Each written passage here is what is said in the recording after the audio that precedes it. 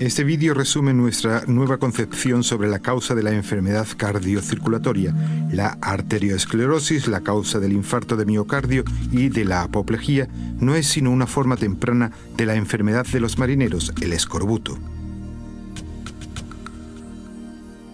Observemos el interior de una arteria que presentamos en una sección oblicua para que se pueda ver mejor. Se reconocen dos estructuras importantes. Por un lado, el anillo externo de la pared arterial, que principalmente se compone de colágeno y de otras moléculas de tejido conjuntivo. Este anillo de tejido conjuntivo está revestido de una capa celular, la verdadera barrera entre el flujo sanguíneo y la pared arterial. También se conoce este tipo de células como células del endotelio. Si hay una deficiencia de vitaminas, especialmente si falta vitamina C, se producen dos cambios estructurales importantes en la pared arterial. Por una parte, empieza a disolverse el anillo de tejido conjuntivo porque la falta de vitamina C provoca que no se produzcan las suficientes moléculas de colágeno. Por otra parte, faltan también las vitaminas como fuente de energía biológica para las células, lo que conduce a deficiencias de funcionamiento y provoca el estrechamiento. Entre las células individuales se van formando millones de fisuras microscópicas. En las personas, si falta por completo la vitamina C, se produce la rotura de la pared arterial y el derrame de sangre de los vasos en un plazo de entre 4 y 6 semanas. Ahora comprendemos también de qué morían los marineros que hace varios siglos pasaban entre 4 y 6 semanas sin ingerir vitamina C en su alimentación. Literalmente se desangraban. En esta secuencia pueden ver lo mucho que la aparición de la arteriosclerosis se parece a los procesos que se dan en el escorbuto. La ausencia total de vitamina C es hoy una excepción, pero casi todas las personas padecen durante décadas de una nutrición deficiente en vitaminas. Por tanto, la rotura total de la pared arterial y la hemorragia interna, como la del escorbuto, es la excepción, pero sí se va desarrollando durante varios años y décadas una progresiva debilidad de la pared arterial. También en este caso se producen millones de fisuras ínfimas en las paredes arteriales. Como esto se produce más lentamente que en el escorbuto, a lo largo de años y décadas el cuerpo tiene tiempo para reaccionar. Desde el hígado se forman sustancias reparadoras, por ejemplo, lipoproteínas, es decir, pequeñas partículas transportadoras de grasa, que aquí se representan en color amarillo. Estas partículas se introducen entre las células de la pared arterial e intentan repararlas. Si este proceso se prolonga, cada vez penetran más grasas y otras sustancias reparadoras y se producen las temibles acumulaciones.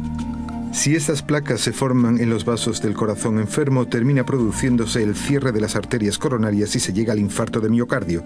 En las arterias que riegan el cerebro, estas acumulaciones provocan finalmente la apoplejía. En la siguiente secuencia podrán observar el efecto curativo de la vitamina C sobre la pared arterial. Si se suministra la suficiente cantidad de vitamina C, estas moléculas de vitamina llegan a las zonas dañadas de la pared arterial a través del caudal sanguíneo y las reparan. La vitamina C estimula la producción de moléculas de colágeno y el anillo del tejido conjuntivo, que es el principal encargado de la estabilidad del vaso sanguíneo, se regenera.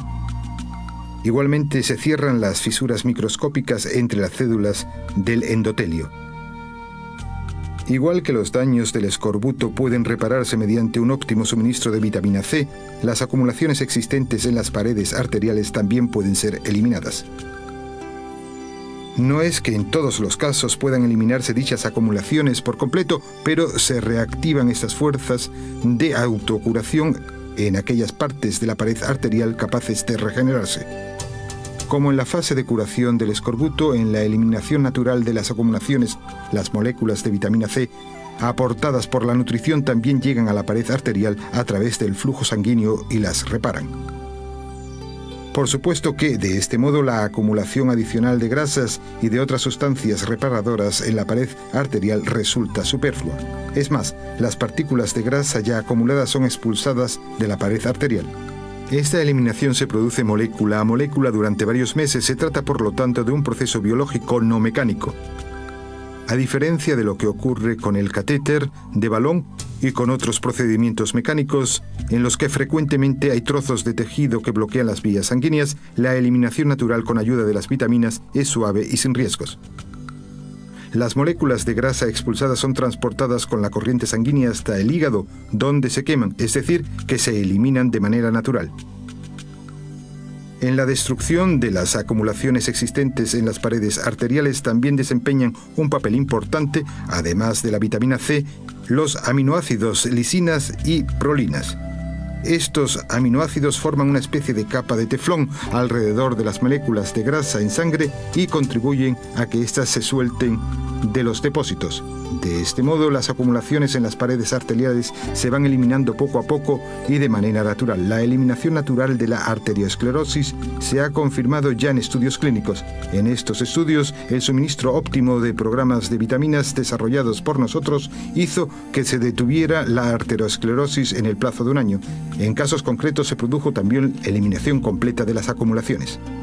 Si se observan estas imágenes, puede entenderse rápidamente que se ha iniciado una nueva etapa en la medicina y que las operaciones de bypass y los catéteres de balón pasarán pronto a la historia.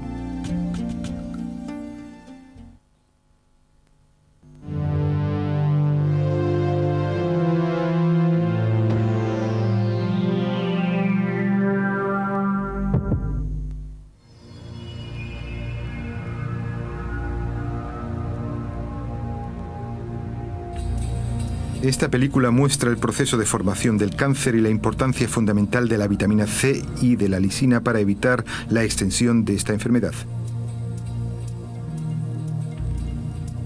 Aquí vemos una célula que, para que se entienda mejor, ha sido seccionada y se ha aumentado de tamaño mediante un microscopio. La bola violeta que se ve en el fondo es el núcleo de la célula que contiene información genética y que controla todos los procedimientos metabólicos de la misma. La estructura roja con forma de nave espacial es la zona productiva de la célula. En ella se fabrican enzimas y otros productos. La información de qué es lo que se produce procede del núcleo celular. Las estructuras en azul claro que se ven en primer plano son las centrales energéticas de la célula, los mitocondrios.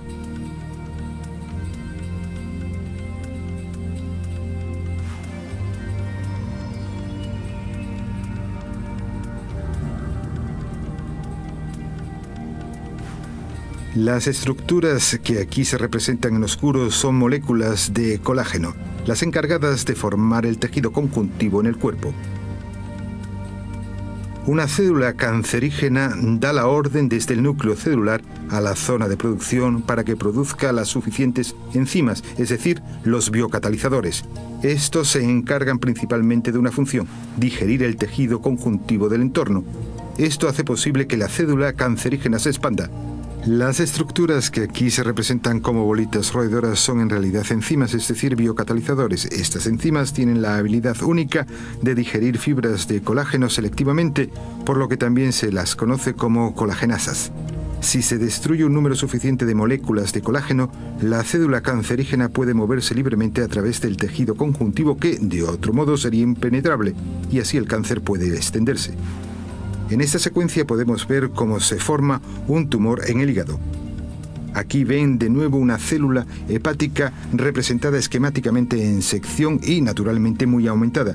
La formación del cáncer siempre conlleva dos requisitos. Por una parte, debe dividirse la célula cancerígena para que se forme el tumor. Por otra parte, deben formarse las suficientes colagenasas, o sea, las enzimas roedoras, para que se digiera el tejido conjuntivo del entorno y para posibilitar la extensión del tumor.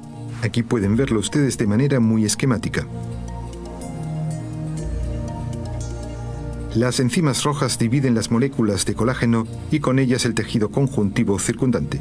Al mismo tiempo se multiplican las células cancerígenas y pueden extenderse fácilmente mediante el tejido conjuntivo que se ha soltado. La formación de la enfermedad cancerígena ha dado comienzo.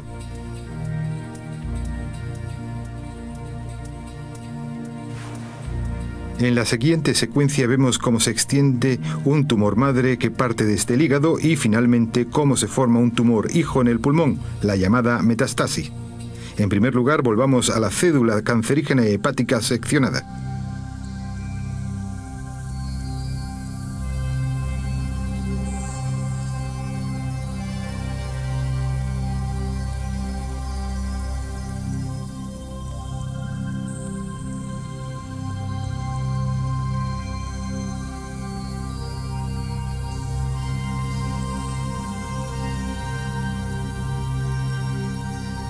La estructura de colágeno se destruye y una cédula cancerígena se suelta del organismo cancerígeno e inicia su camino hacia el siguiente vaso sanguíneo en el hígado.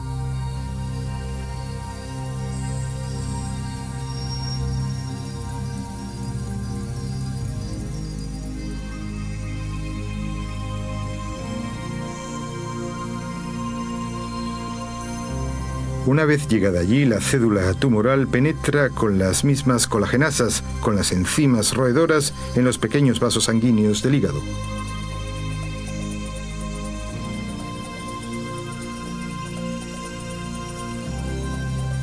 La célula cancerígena penetra en el vaso y es arrastrada por el torrente sanguíneo.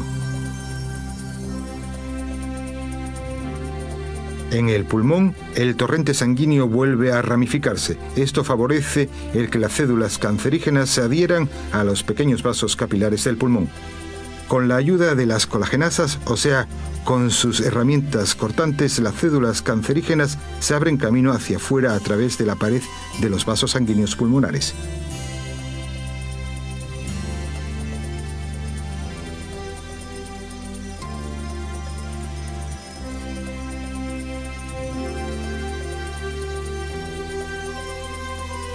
En este momento, la célula cancerígena hepática original está ahora en condiciones de incrustarse en el tejido pulmonar y de formar allí un tumor hijo, la metastasis pulmonar. Por tanto, el tumor madre del hígado ha producido un tumor hijo en el pulmón.